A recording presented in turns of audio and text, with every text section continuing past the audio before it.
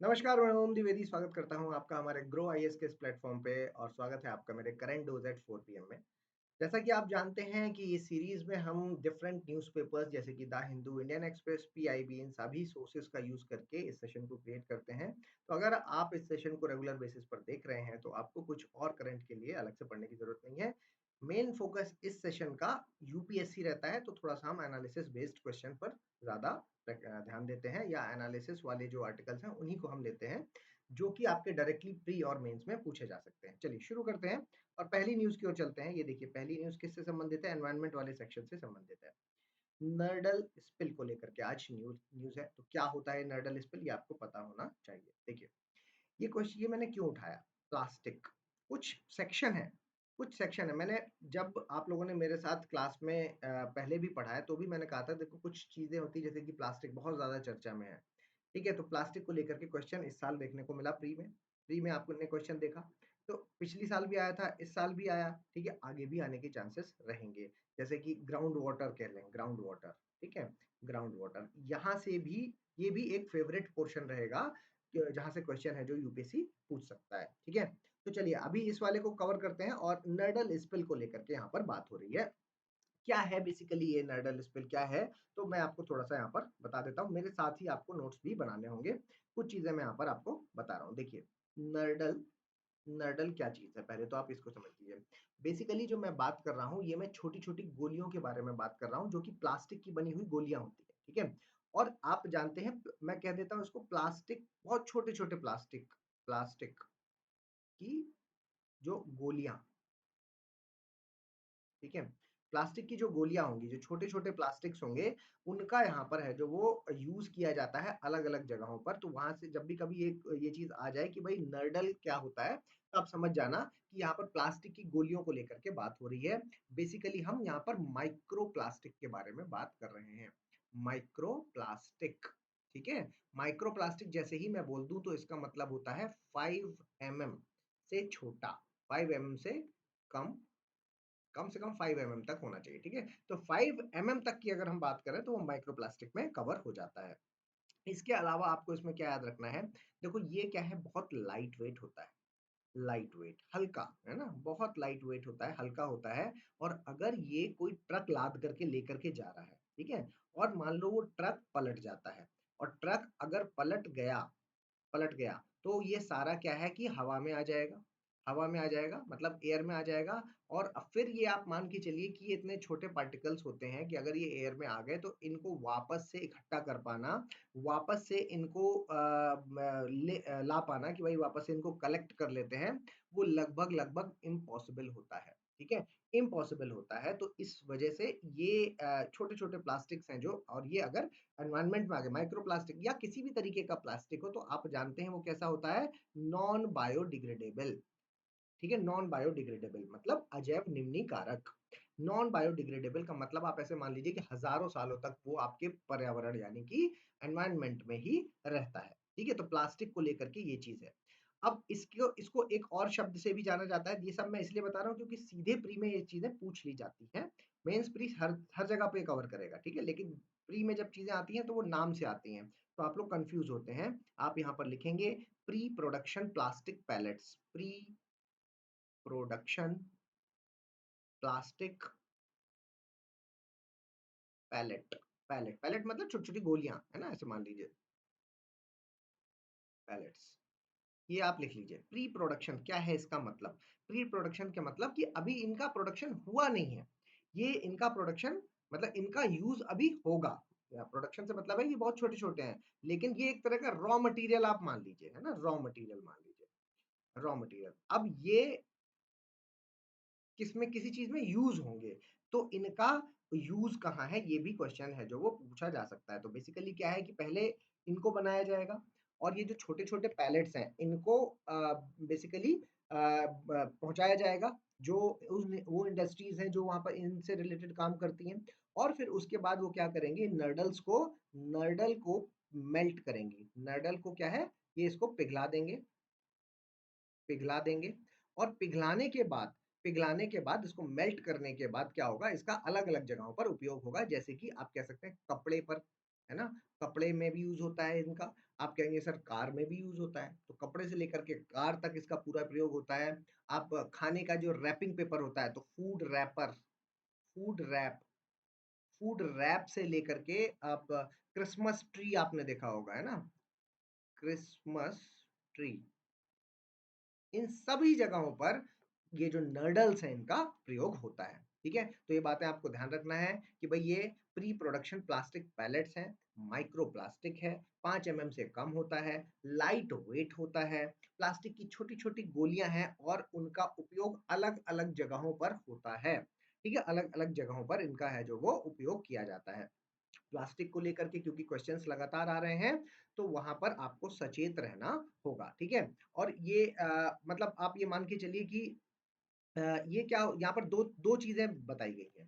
ठीक है, दो चीजें बताई गई हैं, क्या क्या चीजें बताई गई हैं? यहाँ पर दो बात कर रहे हैं, एक कह रहे हैं लो डेंसिटी पॉलीइथाइलिन की, लो डेंसिटी पॉलीइथाइलिन, ठीक है, और दूसरी बात कर रहे हैं हाई डेंसिटी, हाई डेंसिटी। तो इसी आर्टिकल में ये दोनों बातें यहाँ पर है। तो हाई डेंसिटी पॉली इथाइलिन, ठीक है, ये दो बार दोनों के बारे में यहाँ पर बात हो रही है। तो देखिए ये दोनों ही हैं, जो ये कैसी हैं, दोनों ही एक तरह से पॉलीइथाइलिन हो गई, है ना? दोनों ही पॉलीइथाइलिन है, ये बात तो समझ में आ रही है। और पॉलीइथाइलिन का मतलब है ये दोनों ही कैसी होंगी, थर्मोप्लास्टिक, थर्मोप्लास्टिक की कैटेगरी में आती है। अब ये क्या नया शब्द आ गया, थर्मोप्लास्टिक को बस आप ऐसा मान लीजिए कि हम उस प्लास्टिक के बारे में बात कर रहे हैं जिसको दोबारा से प्रयोग किया जा सकता है। ठीक है, थर्मोसेटिंग वो होता है, जो बैकेलाइट हो गया, आपका स्विच बोर्ड हो गया, वो थर्मोसेटिंग होता है। ठीक है, एक बार बन गया खत्म।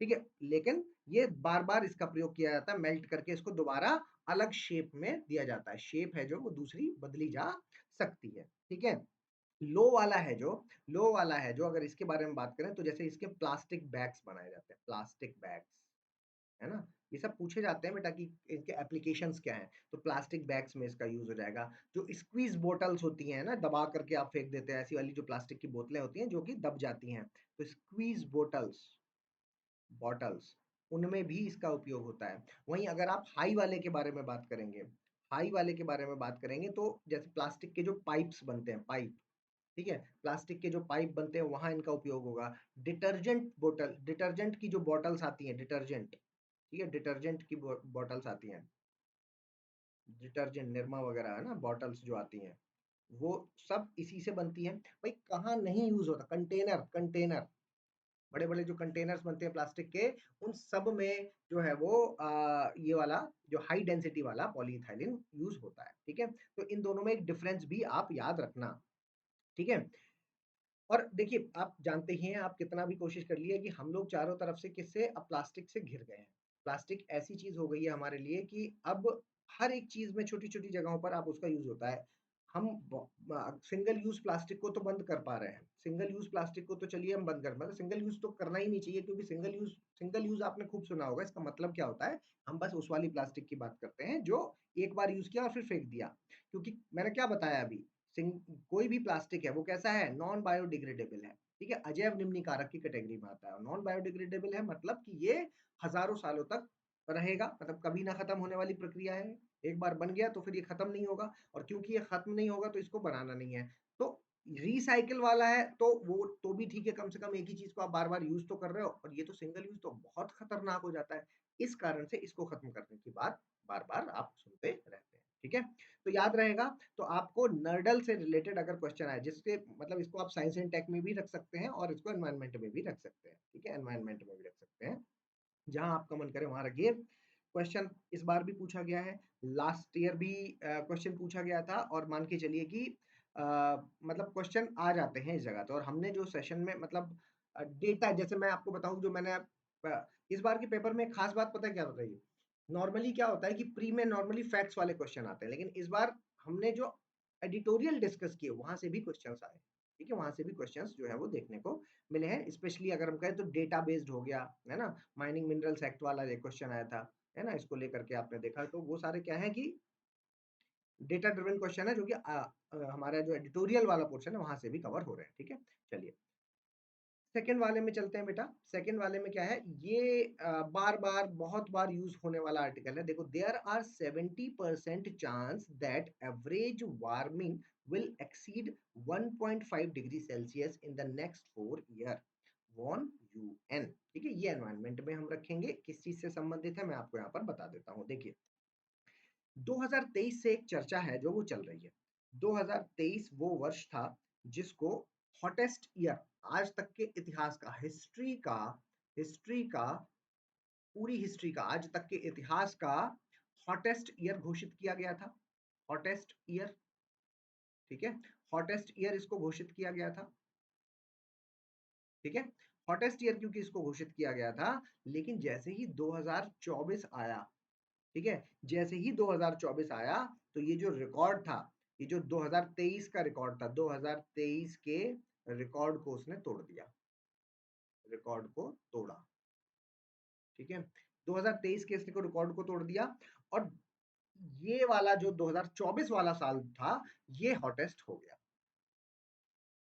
ठीक है, अब 2025 आ चुका है। तो अभी क्या है कि WMO की एक रिपोर्ट, WMO यूएन की एजेंसी है, आप जानते होंगे, है ना, यूनाइटेड नेशन की ही एक, यूनाइटेड नेशन की ही एक एजेंसी है। और WMO, वर्ल्ड मीटीरियोलॉजिकल ऑर्गेनाइजेशन, ठीक है, वर्ल्ड मीटीरियोलॉजिकल ऑर्गेनाइजेशन, इसकी तरफ से जो अभी घोषणा हुई है, इसकी तरफ से जो रिपोर्ट आई है, वो ये कह रही है कि 70% चांस है पूरे के पूरे, 70% चांस है पूरे के पूरे कि नेक्स्ट 4 ईयर में नेक्स्ट 4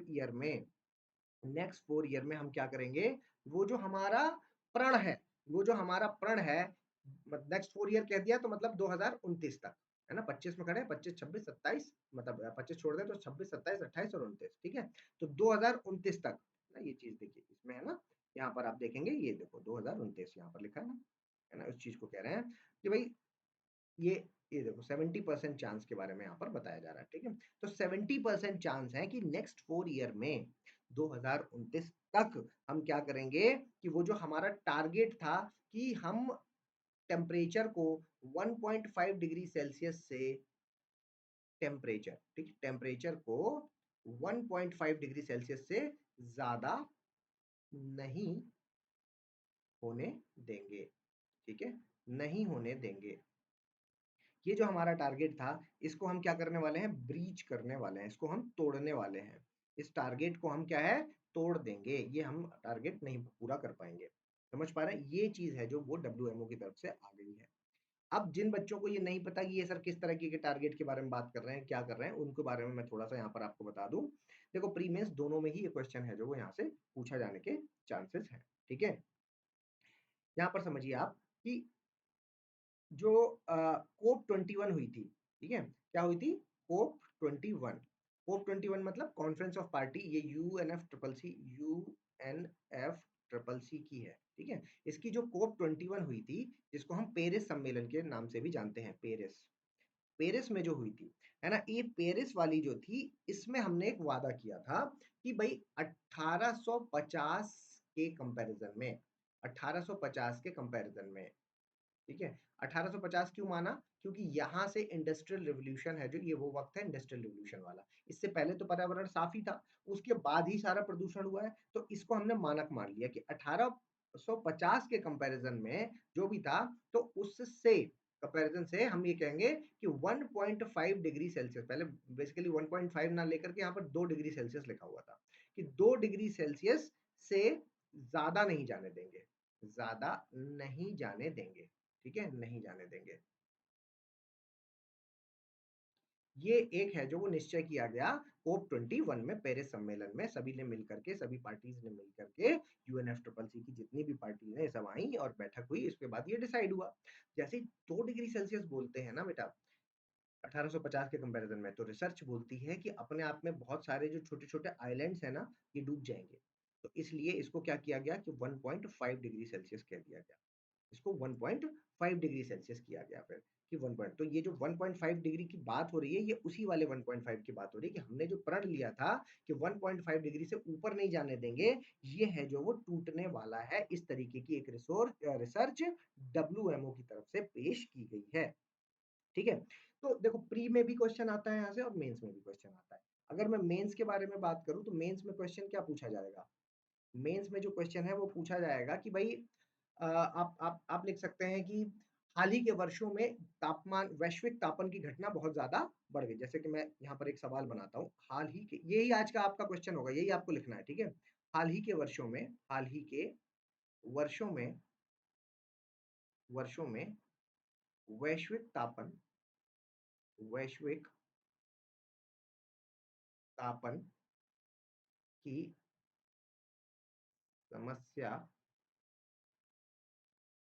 अधिक अधिक होती जा रही है होती जा रही है, ठीक है? होती जा रही है ज या इसी में आप लिख सकते हैं कि जैसा कि 2024 में पुराने सभी रिकॉर्ड टूटे, ठीक है?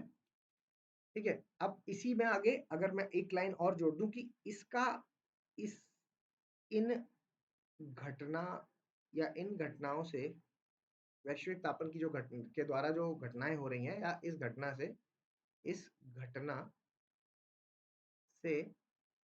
घटना से पर्यावरण पर पर्याव पर्यावरण पर होने वाले होने वाले प्रभाव प्रभाव की चर्चा करें। और मैं लिख दूं यहाँ पर कि 150 शब्दों में आपको लिखना है। 150 शब्दों में इसका आंसर आपको लिखना है, ठीक है? तो ये आंसर आज आप लिखेंगे, ठीक है? तो इम्पैक्ट को लेकर के यहाँ पर बात है, ठीक है? तो जब भी देखो मेंस में आएगा तो इस तरीके से पूछा जाएगा। प्री की चीजें मैंने आपको यहाँ पर बताई दी, ठीक है? तो जब भी इस तरीके की रिपोर्ट आए तो मान लीजिए कि ये इंपॉर्टेंट चीज होती है। तो मेंस में किस तरीके से पूछेंगे? ऐसे पूछेंगे। प्री में ये सारी चीजें कि भाई पेरिस सम्मेलन की बात है, किस कॉन्फ्रेंस ऑफ पार्टी कौन सी थी जिसमें ये सारी बातें हुई थी, और जब मैं एनवायरनमेंट पढ़ाऊंगा तब इसकी बहुत डिटेल में मैं जाऊंगा। ये तो बहुत मैंने हल्की सी बात आपको अभी बताई है, ठीक है? तो ये चीजें आपने समझी। अच्छा, मेंस से मुझे एक बात याद आई, मुझे कुछ बात भी आपसे करनी है, देखो, है ना? अभी आप जानते हो कि हमने एक छोटा सा वेंचर है जो ये स्टार्ट किया है अभी, है ना? बहुत छोटा सा एक प्लेटफॉर्म है जो कि यूट्यूब का प्लेटफॉर्म है, ठीक है? मैं आपका इसमें क्या है, बहुत ज़्यादा समर्थन चाहता हूँ। आप लोगों की तरफ से आप लोगों को आंसर्स की जो भी आप लोगों ने लिखे हैं उनकी कॉपीज़ आपको मिल गई हैं। और जो आंसर आपको इवैल्यूएशन मिला है, उसके स्तर से आप ये बात जान सकते हैं कि जिस स्तर से उसका एनालिसिस करके आपको रिप्लाई दिया गया है, आप ये जान सकते हैं कि ऐसी चीज़ें बहुत सारे लोग नहीं कर रहे हैं, ठीक है? और ये वाला जो पोर्शन है, जिसमें मैंने कॉपी चेक करने के बारे में यहाँ पर कहा है, ठीक है? तो वो कोई ऐसी चीज़ नहीं है कि मतलब ये मैंने क्यों रखा ये वाला सेक्शन, ये मैंने इसलिए रखा क्योंकि आपको आदत पड़ी हुई है और जनरली बच्चा आंसर लिखे, उसको ना पता चले तो बड़ा मुश्किल होता है उसके खुद के लिए। जो बच्चों से बात हुई वहाँ से मुझे ये समझ में आया, ठीक है? लेकिन आप जान रहे हैं कि ये जो अगर मतलब इन चीज़ों पर आप उस तरीके से बिहेव करेंगे कि नहीं सर, ये टाइम जैसे होता है ना पेड में आप लोग जो करते थे, आप लोगों को आदत पड़ी हुई है ना? टाइम लिमिट ब्रीच्ड, प्लीज़ बताइए कारण क्या है? ये यहाँ नहीं चलेगा, सीधी-सीधी बात, है ना? जिस दिन मैंने आपको क्या कहा, ये सब क्या है कि मैं पूरी कोशिश कर रहा हूँ कि आपको उस लेवल पर लेकर के जाऊँ। आपको पता है कि स्तर देखिए आप कि जिस तरीके से आपका इवैल्यूएशन हो रहा है, तो इससे आप ये तो आइडिया लगा ही सकते हैं कि इवैल्यूएशन करने वाला व्यक्ति जो भी टीम में ये काम कर रहे हैं, वो हल्के लेवल का स्तर व्यक्ति नहीं है, ठीक है? तो अगर आप ये बात समझ रहे हैं, तो आपको थोड़ा-सा धैर्य देना होगा, ठीक है? आप लोगों की जब कुछ-कुछ चीज़ें ऐसी आती हैं, तो फिर लगता है कि मैं क्यों कर रहा हूँ ये सब चीज़ें, है ना? इससे मुझे फ़ायदा ज़्यादा है, आपको फ़ायदा ज़्यादा है। आप कहेंगे सर आपको भी तो फ़ायदा है, बिल्कुल फ़ायदा है। मुझे भी फ़ायदा है, लेकिन आपको मुझसे कहीं ज़्यादा फ़ायदा है, ठीक है? तो आप समझिए गिव एंड टेक रिलेशनशिप है, तो इसको मेरे हिसाब से चलने दीजिए, है ना? मतलब कई बार मतलब कुछ रिप्लाईज़ ऐसे आते हैं जिसकी वजह से थोड़ा-सा लगता है कि क्या है ये, है ना? आप लोगों को अपने कम्युनिकेशन पर थोड़ा-सा काम करने की ज़रूरत है, कम्युनिकेशन पर। कम्युनिकेशन बहुत इंपॉर्टेंट रोल प्ले करेगा आपके इंटरव्यू में। इंटरव्यू में बहुत इंपॉर्टेंट रोल प्ले करेगा और अगर आप यहाँ पर काम नहीं करेंगे, तो आपको ये नहीं पता चलेगा कि भाई कौन-सी चीज़ किसी को किस तरीके से कहनी है ना? मतलब समझिए इस चीज़ को, है ना? बहुत गंभीर बातें होती हैं, पूरी टीम का मोराल डाउन हो जाता है आपकी इन हरकतों से। है ना, टीम का मोरल डाउन हो जाता है कि क्या है ये, व्हाट इज दिस, है ना, मतलब इस तरीके से आप बिहेव करेंगे तो कैसे काम चलेगा। अगर मैं कुछ अच्छे प्रोग्राम्स आपके लिए लेकर आ रहा हूँ तो आपको फायदा है, इसीलिए लेकर के आ रहा हूँ ना। और आप ये भी देख पा रहे होंगे कि ये उस स्तर की चीजें चल रही हैं जहां पर आप बहुत कुछ पे करते हैं, बहुत बहुत पे करते हैं, तब जाकर के आपको ये सब चीजें मिल पाती है ना। लेकिन हम कोशिश कर रहे हैं कि मैक्सिमम जितना हम कर सकते हैं वो हम करेंगे, ठीक है। दूसरी एक तो ये वाली बात, दूसरी एक और बात मुझे आपसे करनी थी कि भाई कॉल को लेकर के मैंने एक नंबर दिया है आप लोगों को, मैं अभी लास्ट स्लाइड में दिखा भी दूंगा, एक मोबाइल नंबर दिया है। मोबाइल नंबर देने का मतलब ये नहीं है कि सुबह से शाम तक सर से बात ही करते रहे, है ना, मुझे कॉल बहुत ज्यादा आ रहे हैं, ठीक है। तो और हर कॉल की जो सर पैर है ना वो बहुत ज्यादा वैसा नहीं है कि जिस पर मुझे लगता है कि नहीं हर किस, मैं एक से एक बात कर रहा हूँ दूसरे का कॉल आ रहा है लगातार, फिर वैसा। तो मैं ये चाह रहा हूँ कि देखिए जब आप कॉल करें, ठीक है, तो कॉल क्या करें, ऐसे वाले कॉल करें जो सही में आपको प्रॉब्लम है, सही में आपको ये लग रहा है कि भाई ये काउंसलिंग की मुझे जरूरत है इस जगह पर, या आपकी प्रॉब्लम ऐसी है कि बिना कॉल किए नहीं समझ समझ में आएगी। ये बात मैं समझता हूँ कि हर किसी की प्रॉब्लम, हर किसी को ये लगता है कि ये तो बड़ी प्रॉब्लम है ना, ये बात मैं मानता हूँ। तो ये मुझे जज करने दीजिए, आप मुझे मैसेज कीजिए। मैंने नंबर दे दिया इसलिए क्योंकि बहुत सारे लोग टेलीग्राम नहीं चलाते हैं कि सर व्हाट्सएप बना दीजिए, बहुत सालों से आप लोग कह रहे हैं ये बात, तो मैंने व्हाट्सएप का एक नंबर दे दिया आपको, ठीक है। तो व्हाट्सएप कर दीजिए आप मुझे, है ना, व्हाट्सएप कर दीजिए, और व्हाट्सएप पर मैं आपको रिप्लाई कर दूंगा एज पर आपकी समस्या, ठीक है। मैं उस रिप्लाई में अगर मुझे लगेगा कि मैंने आप ऑलरेडी किया है, कुछ बच्चों को ऑलरेडी मैंने ये बात कहा है कि हाँ मैं कॉल कर लेता हूँ या आप कॉल कर लीजिए, तो जब मैं कॉल कहूंगा तभी आप मुझे कॉल कीजिए, अदरवाइज कोशिश करें कि सिर्फ और सिर्फ व्हाट्सएप पे करें, ठीक है। तो क्योंकि आप जान रहे हैं ना इतनी सारी चीजें मुझे प्लान करनी पड़ती हैं, तो अगर मैं कॉल पे ही बात करता रहूंगा तो प्लान कब करूंगा, और ये सब कुछ आप ही के लिए हो रहा है ना। तो इन दो चीजों का थोड़ा सा ध्यान रखें, है ना, ना अपना मोराल डाउन करें और ना मेरा मोराल डाउन करें। दूसरी चीज कि मुझे जैसे आपके समर्थन की जरूरत है वैसे ही आपको मेरे समर्थन की जरूरत है, तो अगर हम दोनों मिलके काम करेंगे तो बहुत अच्छा कर ले जाएंगे, ठीक है। तो बस आपको पढ़ाई करनी है, बाकी कुछ नहीं करना है ना, शांति बरतनी है। बाकी जो आपकी प्रॉब्लम्स है वो आप मुझे मैसेज कीजिए, जैसे कि मैंने सोचा है कि कुछ चीजों पर मैं वीडियोस बना दूंगा, कुछ जेन्युइन प्रॉब्लम्स है, ठीक है। लेकिन मैक्सिमम लोगों की है जो वो जेन्युइन नहीं है, वो ये है कि मन नहीं लग रहा, क्या करें, चलो आपसे बात ही कर लेते हैं, ये नहीं करना है, ठीक है, ये नहीं करना है, ठीक है। चलिए, तो इसके इम्पैक्ट के बारे में मैं बात कर रहा था, तो अब आप बताओ क्या इम्पैक्ट, एक ऐसी बात बताइए इम्पैक्ट या प्रभाव के बारे में कि क्या हो सकता है प्रभाव के बारे में अगर मैं आपसे बात करूं।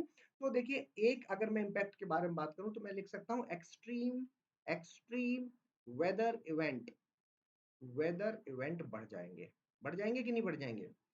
एक्सट्रीम वेदर इवेंट क्या है, इसका मतलब है कि ऐसी घटनाएं जो मौसम की घटनाएं थी उनकी अति हो जाएगी, और जब उनकी अति हो जाएगी मतलब कभी भी आपने देखा कि फ्लड आ रहा है ना, बाढ़ आ गई, कभी आप देख रहे हैं कि सूखा पड़ रहा है, ठीक है, कभी आप देख रहे हैं कि बीमारियां हैं जो वो फैल रही हैं, पेंडेमिक हो रहे हैं, बीमारियां फैल रही हैं, स्वास्थ्य के पॉइंट ऑफ व्यू से भी आप इसमें मेंशन कर सकते हैं, ठीक है। आप इसमें फूड सिक्योरिटी वाली पार्ट को लिख सकते हैं, फूड सिक्योरिटी, खाद्य सुरक्षा, ठीक है। तो ये सारी चीजें आपको इसमें मेंशन करनी होंगी और 150 शब्दों में इसको आपको लिखना है, ठीक है। चलिए नेक्स्ट पे चलते हैं, और नेक्स्ट देखिए क्या है कि malaria reinfection creates special immune cell says major study, ठीक है। बहुत लंबा चौड़ा सा आर्टिकल है, कठिन आर्टिकल है, मैं आपको बस उतना बता देता हूँ जो आपको पता होना चाहिए। देखो यहाँ पर मैं फिर से आपसे कहूंगा, इस बार एक क्वेश्चन आया किससे संबंधित, इम्यूनिटी से संबंधित, ये उसी पर आर्टिकल है, आया था कि नहीं आया था, ठीक है। और इम्यूनिटी पर हमेशा क्वेश्चन है जो आते हैं, हमने खुद डिस्कस किया था मोनोक्लोनल जो एंटीबॉडीज है उसके बारे में क्वेश्चन मिला आपको, ठीक है। टफ कैटेगरी के क्वेश्चन इजीली हो जाते हैं, वायरस को लेकर सिंपल क्वेश्चन आया वो भी हमने डिस्कस किया। तो ये सारी चीजें, करंट अफेयर का फायदा क्या है कि करंट अफेयर में ही वो सारी चीजें कवर हो जाती हैं जो आप अलग अलग सब्जेक्ट्स में प्रॉपर डिटेल में पढ़ते हैं, ठीक है। तो उन सब का रिवीजन होता रहे, आपको ये बात पता चलती रहे कि कहाँ से क्वेश्चन आने के ज्यादा चांसेस हैं, वो सबसे ज्यादा इंपॉर्टेंट है, ठीक है। तो चलिए इम्यूनिटी को लेकर के आज चर्चा है, और पहले मैं थोड़ा सा आपको क्या है ना बेसिक बता दूं, क्योंकि जो इसमें दिया गया है ना, जो इसमें दिया गया है वो आपको जब तक मैं बेसिक नहीं बताऊंगा तब तक आपको समझ में नहीं आएगा, तो थोड़ा सा आपको बेसिक पता होना चाहिए। देखो एक लिम्फोसाइट आपने सुना ही होगा, लिम्फोसाइट जो बिल्कुल नए हैं उनके लिए, उनके हिसाब से मैं बता रहा हूँ, ठीक है। तो लिम्फोसाइट, लिम्फोसाइट, लिम्फोसाइट क्या चीज है, लिम्फोसाइट है जो वो हमारी बॉडी को प्रोटेक्ट करती है, मतलब हमारी बॉडी को इम्यूनिटी देती है, ठीक है, बॉडी को प्रोटेक्ट करती है, बॉडी को प्रोटेक्शन, प्रोटेक्ट, बॉडी को प्रोटेक्शन इससे मिलता है ना, प्रोटेक्शन यानी कि इम्यूनिटी के लिए ये मोस्ट इंपॉर्टेंट रोल प्ले करता है। और इसमें इसके दो पार्ट होते हैं, एक एक बी सेल और एक टी सेल। ठीक है, बी सेल और टी सेल क्या होता है भाई? बी सेल जो होता है या बीटा सेल कह देते हैं, तो बी सेल है जो, उसको आप समझिए, बी सेल क्या है कि ये एंटीबॉडी बनाती है, एंटीबॉडी बनाती है, एंटीबॉडी बनाती है। ठीक है, इम्यूनिटी है आपके शरीर में, इम्यूनिटी कैसे आ रही है? क्योंकि एंटीबॉडी है। तो बाहर से जब भी कोई फॉरेन पार्टिकल आएगा, मतलब कोई मान लीजिए कि वायरस आया है ना, मान लीजिए कोई बैक्टीरिया आया, तो ये बी सेल एक्टिव हो जाएगा तुरंत। ठीक है, बी सेल है जो वो एक्टिव हो जाएगा, और ये जो एंटीबॉडी इसने बना रखी है, ये एंटीबॉडी इनको पहचान करेगी और मार देगी। ठीक है, इनको पहचान करेगी और इनको मार देगी, या आप कह सकते हैं न्यूट्रलाइज कर देगी, खत्म कर देगी। ठीक है, न्यूट्रलाइज कर देगी।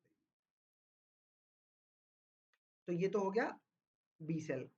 अब रही बात टी सेल की, तो टी सेल के बारे में अगर हम देखें, तो टी सेल क्या है? सेल मीडिएटेड इम्यूनिटी देती है। ये कैसी देती है? Cell mediated. सेल मीडिएटेड क्या है इसका मतलब? देखो, इम्यूनिटी, सेल मीडिएटेड का मतलब यहाँ पर क्या है बच्चे? सेल मीडिएटेड का मतलब यहाँ पर ये है कि जैसे कि वायरस आया, ठीक है, बॉडी में वायरस आया और उसने किसी सेल को इफेक्ट किया, सेल को अफेक्ट किया उसमें। अब वो सेल क्या करेगी? दूसरी सेल को इफेक्ट करेगी, दूसरी सेल को करेगी, तो मतलब सेल के सेल से हो रही है, ठीक है, दूसरी सेल को इफेक्ट करेगी। तो हम क्यों ना ऐसा करें, हम क्यों ना ऐसा करें कि इस सेल को, जो सेल इफेक्ट हुई है, ठीक है, तो उस सेल को ही हम डिस्ट्रॉय कर दें, इस सेल को ही हम डिस्ट्रॉय कर दें। तो ये काम कौन करेगा? ये टी सेल वाली इम्यूनिटी करेगी। ठीक है, तो ये वो वाली इम्यूनिटी जो सेल को यहाँ पर डिस्ट्रॉय कर देगी, तो सेल मीडिएटेड इम्यूनिटी है जो वो टी सेल प्रोवाइड करती है। ठीक, तो ये चीज है, इतनी चीज आपको पता चली। ठीक है, तो इसके अलावा दूसरी चीज क्या आपको पता होना चाहिए कि जो आज इस आर्टिकल में दिया है वो ये है कि भाई जो साइंटिस्ट हैं, एक नई रिसर्च हुई है। ठीक है, रिसर्च रिसर्च हुई है, और इस रिसर्च में जो साइंटिस्ट हैं उन्होंने कहा है कि एक TR1, ठीक है, TR1 मतलब टाइप 1 रेगुलेटरी टी सेल। ठीक है, आप ऐसे type 1 regulatory, type 1 regulatory T cell. ठीक है, TR1 बोल रहे हैं इसको। ठीक है, टाइप 1 रेगुलेटरी टी सेल है, जिसको हम ये कह रहे हैं कि इसको इन्होंने क्या है कि पहचान की है, इसको आइडेंटिफाई किया गया है, आइडेंटिफाई। ठीक है, इसको आइडेंटिफाई किया गया है। और ये क्या है, ये क्या करेगा? ये जो TR1 है, TR1 को लेकर के मेनली ये आर्टिकल किसको लेकर के? TR1। अब आप समझ पा रहे होंगे कि मैंने ये वाला क्यों बताया आपको, क्योंकि बेसिक जब पता होगा तभी आप TR1 पे जा पाएंगे। जब मैं TR1 के बारे में बात करता हूँ, तो ये क्या है? ये इम्यून बैलेंस को मेंटेन करती है, मतलब हमारी जो इम्यूनिटी है उसको मेंटेन करती है, इम्यून बैलेंस को मेंटेन करती है। ठीक है, इम्यून बैलेंस को मेंटेन करती है। ये इन्फ्लेशन से, इन्फ्लेमेशन, जो सूजन आप लिख लीजिए, सूजन, ठीक है, इन्फ्लेमेशन है जो, उससे बचाती है, इन्फ्लेमेशन से बचाती है।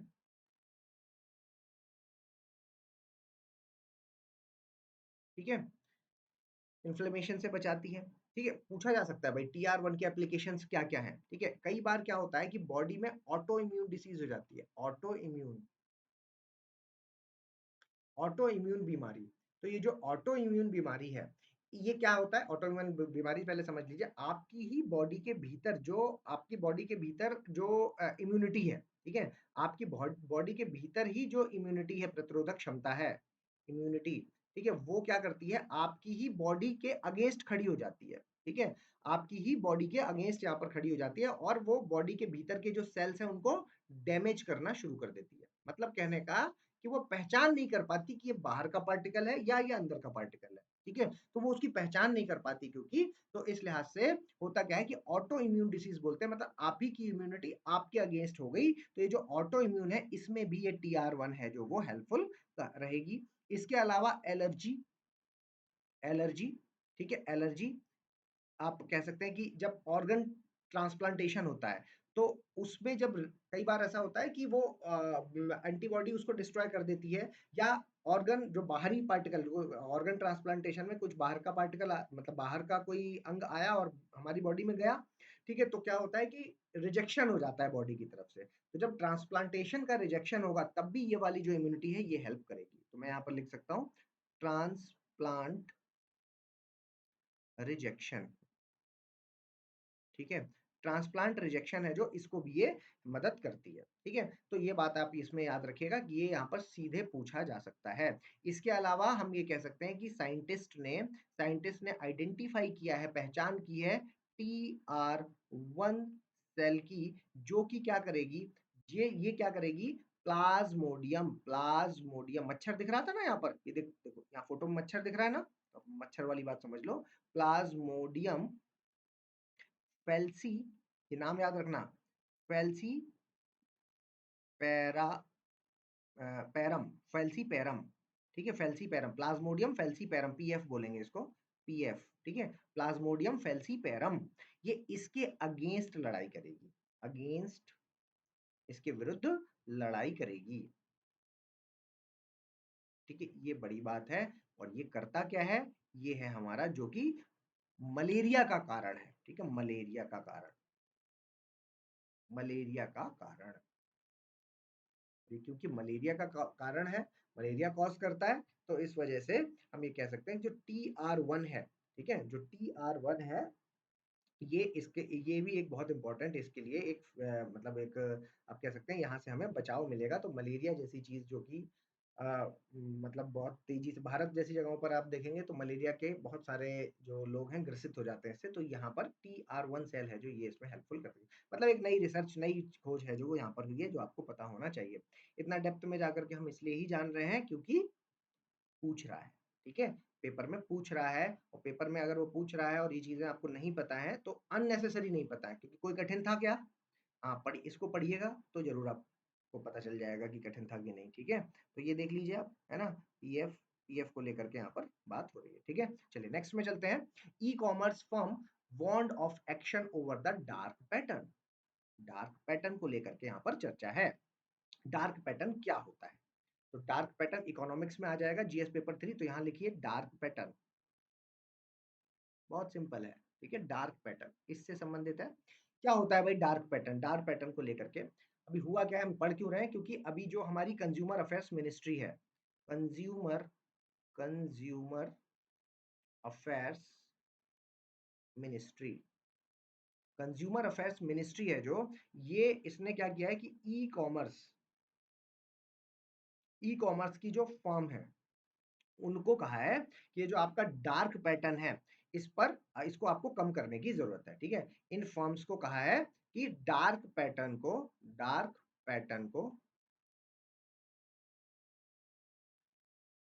कम करने की नीड है, ठीक है। कौन सी ई कॉमर्स कंपनी, समझ गए ना, जैसे आपका अमेजोन हो गया, फ्लिपकार्ट हो गया, फ्लिपकार्ट हो गया, है ना, ये हो गया, फ्लिपकार्ट हो गया, अमेजोन हो गया, मतलब जो भी ई कॉमर्स से संबंधित है, जो भी ई कॉमर्स से संबंधित हैं आपकी, उन सबको, स्विगी हो गया, जोमेटो हो गया, ये सब ई कॉमर्स में आ जाता है, ठीक है। तो इसके लिए कहा है डार्क पैटर्न को कम करो। अब यहाँ पर आता है कि भाई ये डार्क पैटर्न है क्या, ये तो बताइए पहले, है ना, तब तो समझेंगे कि कम किसको करना है। तो डार्क पैटर्न है जो, उस चीज को ऐसे ले लीजिए, ऐसे एक शब्द में अगर मैं आपको बताऊं कि बहुत सारी चीजें क्या होती है, छुपी हुई होती है, ठीक है। तो जो छुपी हुई चीजें हैं, ठीक है, जो छुपी हुई चीजें, छुपी हुई चीजें, उनके बारे में यहाँ पर बात हो रही है। जैसे कि फॉर एग्जाम्पल मैं आपसे कहूँ कि आपने किसी चीज का सब्सक्रिप्शन लिया, सब्सक्रिप्शन, ठीक है, सब्सक्रिप्शन, क्योंकि आपको ऑफर दिख रहा था कि फ्री में है, तो सब्सक्रिप्शन करते समय आपसे कहा कि एक कार्ड डाल दो अपना, कार्ड की डिटेल डालोगे तभी आपको सब्सक्रिप्शन मिलेगा। आपने कहा ये तो फ्री में है, लेकिन आपको पता चला कि कार्ड डालने से मिल जाता है, लेकिन कुछ दिन के लिए मिलता है, लेकिन वो मिल जाता है, लेकिन उतनी बात उन्होंने क्या बताई नहीं, उन्होंने कहा कि भाई ये कार्ड डाल दीजिए आपको फ्री सब्सक्रिप्शन मिल जाएगा, आपने डाल दिया। तो 30 दिन तक तो कोई बात नहीं, मजे किया आपने, है ना। लेकिन क्या हुआ, 30 दिन, 15 दिन, 10 दिन, जितने भी दिन के लिए मिला था, 7 दिन, ठीक है, उसमें मजे किए, लेकिन फिर उसके बाद क्या हुआ कि ऑटोमेटिक ऑटोमेटिक पैसे कट गए। जब आप ये डाल रहे थे तो उन्होंने कुछ-कुछ ऐसा एंट्री करवा ली थी, जो आपको पता नहीं चला, बस उन्होंने बस एंट्री करवा ली थी कि भाई इसके ऊपर जाने पर ही पैसा कटेगा, इतने दिन तक के लिए फ्री है। तो 30 दिन तक कुछ नहीं हुआ, लेकिन उसके बाद ऊपर से पैसे अपने आप कट गए। अब आप कह रहे हो कि यार इसको कैंसल करवाना है, कैंसल करवाना है, दूसरा एग्ज़ाम्पल, ठीक है? आपने कहा इसको कैंसल करवाना है। तो एक तो वो छुपी हुई चीज़ें, बहुत सारी छुपी हुई चीज़ें हैं जो वो ओपन नहीं करते हैं। अंदर-अंदर आपको सामने कुछ अलग दिखाया जाएगा और रियलिटी कुछ अलग होगी, ठीक है? अगर मैं इसके बारे में बात करूँ कि अब आपने कहा कि मुझे कैंसल करना है, तो सब्सक्रिप्शन लेना आसान है, लेकिन कैंसल करना क्या है, बहुत ज़्यादा मुश्किल है कि अब आप जब कैंसल करने देख रहे हैं तो ऑप्शन ही नहीं मिल रहा है आपको। कहाँ से कैंसिल होगा, है ना? कहीं कहीं बहुत मुश्किल बना दिया है। लेने में एक स्टेप में हो रहा है, लेकिन कैंसिल करने में बहुत मुश्किल हो रहा है, ठीक है? कैंसिल, ठीक है? तो कैंसिल करने में बहुत मुश्किल हो रहा है और लेने में बहुत आसान है। तो एक ये भी एक तरीका हो गया, क्या डार्क पैटर्न ही तो हुआ कि उन्होंने कैंसिल करना ही इतना मुश्किल बना दिया कि आप थोड़ी देर देखोगे, कहोगे चलो ठीक है मैं किसी से पूछ के करता हूँ। और फिर उस समय टाइम निकल जाएगा, जैसे ही वो 30 दिन का टाइम पूरा हुआ तो आप आपके पैसे कट जाएँगे, ठीक है? तो ये हो गया, ठीक है? अब कैंसिल ही नहीं हो रहा, इसको इसको एक शब्द भी बोलते हैं, जो कैंसिल करना मुश्किल होता है ना, इसको रॉश मोड बोलते हैं, रॉश मोड भी बोलते हैं इसको, ठीक है? इसके अलावा क्या है कि अ, आपने कोई चीज़ मतलब बिना रिमाइंडर के उन्होंने क्या है कि पहले फ्री ट्रायल लिया था और फिर कोई रिमाइंडर नहीं भेजा और उन्होंने क्या किया कि आपका प्लान है जो वो आगे एक्सीड कर दिया। आपने तो पहले था कि भई मुझे सिर्फ़ 30 दिन के लिए ही चाहिए था, चीज़ें फाइनल भी हो गई थी, है ना? लेकिन फिर उन्होंने बिना किसी रिमाइंडर के सीधे आगे बढ़ा दिया, ठीक है? ऐसा ऐसा मेरे साथ क्रेडिट कार्ड में हुआ है, क्रेडिट कार्ड में हुआ है। क्या है कि डेट जो थी, अब ये कोई एक क्रेडिट कार्ड में क्या होता है, एक फिक्स डेट होती है, भाई इस डेट को आप अगर ब्रीच करेंगे तो आपको क्या है कि पेनल्टी देनी पड़ती है, ठीक है? तो क्योंकि मतलब मेरी साइड से भी ये गलती रही कि मैंने उस डेट के बारे में पहले पता नहीं किया और मेरे एक साथ के थे, उनसे मैंने पूछ लिया, तो शायद सबकी डेट अलग अलग होती होगी, ठीक है? तो उन्होंने मुझे 20 तारीख बताई, तो मेरे दिमाग में 20 चल रहा था, लेकिन मेरे वाले कार्ड की डेट अलग थी। अब वो डेट एक्सीड हो गई तो उनको क्या करना चाहिए वैसे कायदे से? उनको ये बात बताना चाहिए कि आपकी क्रेडिट इसकी पैसे भरने की जो डेट है, वो खत्म होने वाली है। तो पैसा भर दीजिए, एक बार रिमाइंडर डालना चाहिए, उन्होंने सीधे पेनल्टी लगा दी। ठीक है? तो जो मेरा फ़ायदा हुआ तो वो मेरा उल्टा नुकसान हो गया। ठीक है? तो ये सब क्या है? ये सब डार्क पैटर्न है। ये सब क्या है बेटा? डार्क पैटर्न का पार्ट है। ठीक है? तो ये फ़ोर्स्ड कंटिन्यूटी हो गया, एक फ़ोर्स्ड है ना? ज़बरदस्ती आपको करवा रहे हैं कि नहीं कंटिन्यू करो, फ़ोर्स्ड हो गया। फ़ोर्स्ड कंटिन्यूटी हो गया। रॉश मोड हो गया, छुपी हुई चीज़ें, तो ये होता है डार्क पैटर्न, समझ गए?